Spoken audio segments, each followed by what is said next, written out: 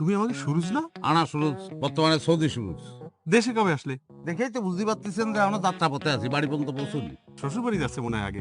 আমি শ্বশুর বাড়ি যাচ্ছি না নিজের বাড়ি যাচ্ছি সেটা জানি তো আপনার কোনো লাভ নেই। ধরেন একটা খেজুর কান দিনি। তোমার খেজুর তুমি খাও। এটা কি করলেন আপনি?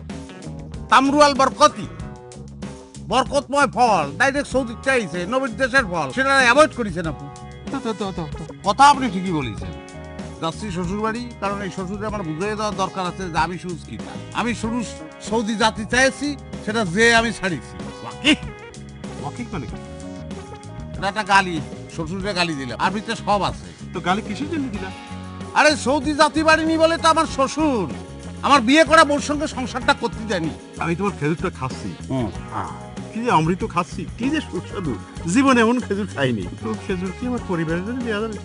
আপনার পরিবারের প্রতি আপনার মেলা ভালোবাসা, এটা আমার খুব ভালো লাগছে। বাজার থেকে কিনে খাওয়ান। তুমি ডাইরেক্ট নবীর দেশ থেকে বরকতি ফল নিয়ে এসেছো।